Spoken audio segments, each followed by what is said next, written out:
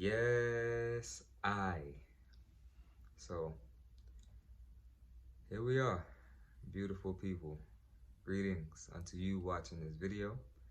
This is Ras Yuda of Amun Healing coming once again for another informational, vibrational, esoteric teaching for ones and ones that have been awaiting and that have been patiently seeking the knowledge that I have come to bring forward today.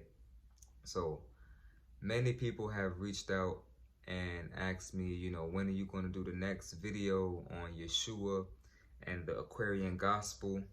The last video we talked about the Aquarian gospel. And let me tell you all that since that video, I have received so much information when it comes to not only Yeshua, but those around him who were a part of what he was doing. It was a collective mission at that time, and what that means for ones like ourselves today, in today's time.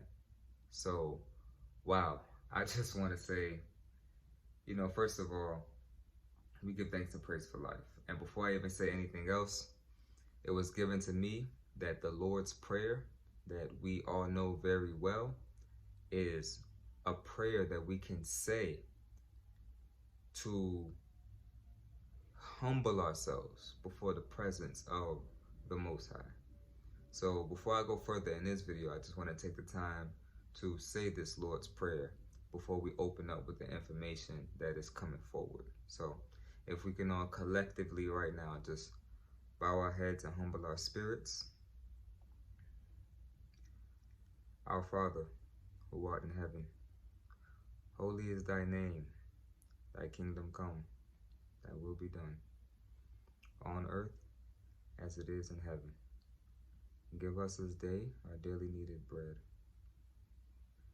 Forgive those who have trespassed against us, so that we may be forgiven of those we have trespassed against.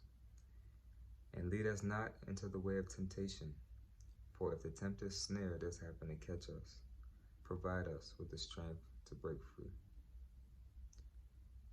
Selah. So, that prayer alone touches on so many points, starting from our Father who art in heaven, all the way down the body to the part about the temptation, which is the lower self. So that prayer is a clean sweep from top to bottom.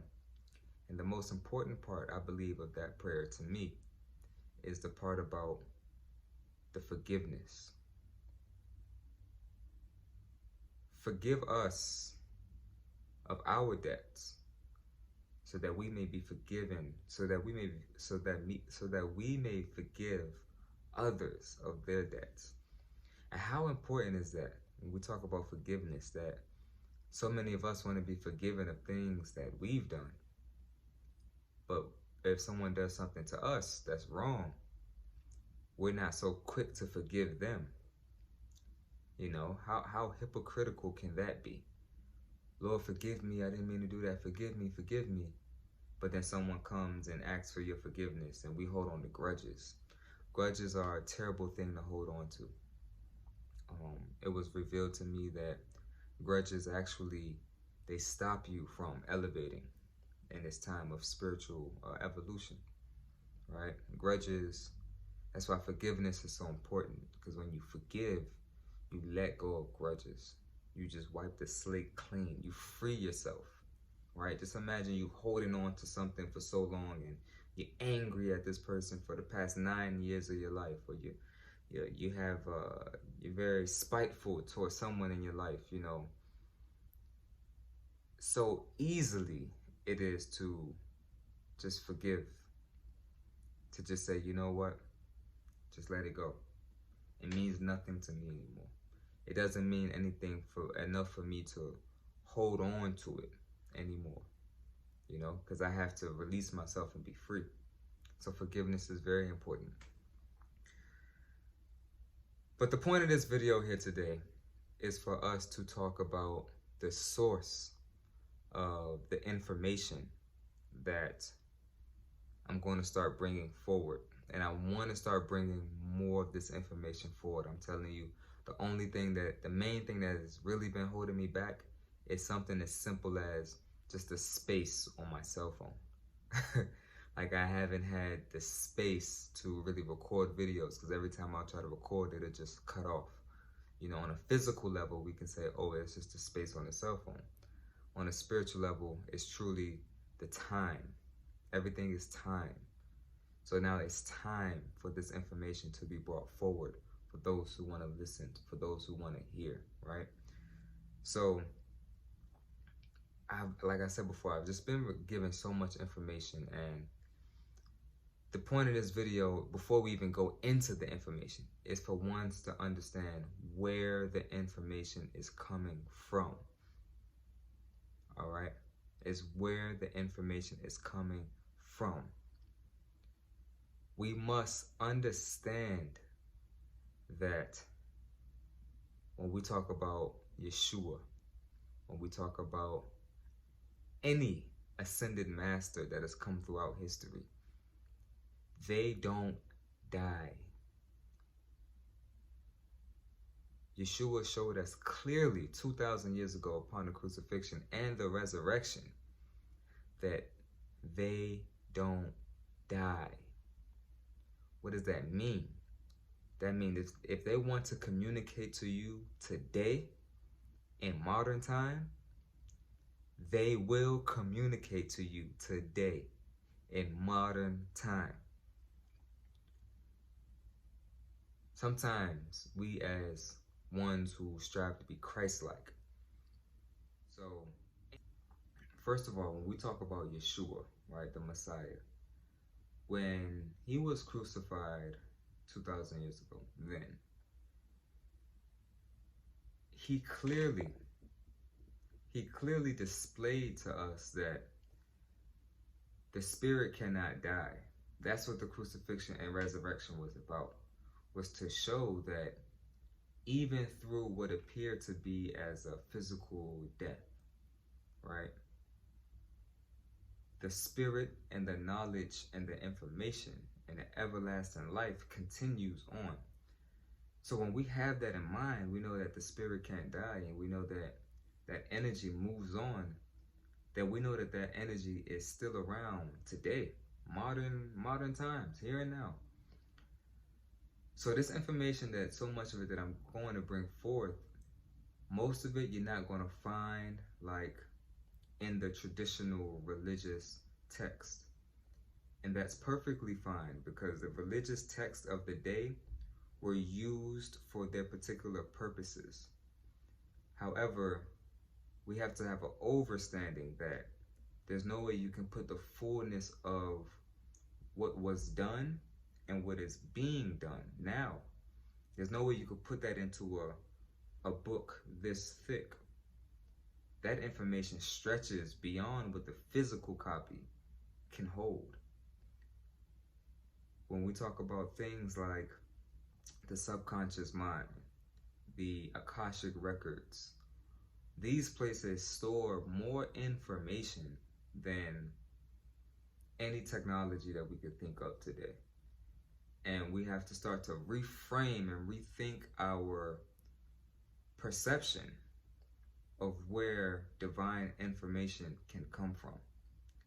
So much information has been given to me in these times, and it's my joy and it's my pleasure to speak on and to share this information and help make it make sense to those who are watching the video, who want to see, who want to know.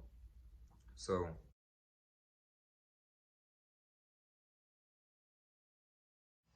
all right, so I'm really excited, because I thought that when the camera had cut off the first time, that the video that I recorded, it was like a 7-minute video, I thought it had deleted. But then I went back and I checked it, I restarted my phone, and the video was still there. So you guys are gonna see that video. I'm gonna merge them together, but this is just my excitement in the moment, because that part of the video was so important and it didn't get deleted. So yes, information. Much of the information in this book, the Aquarian Gospel of Jesus Christ, it comes from the original author, who goes by Levi.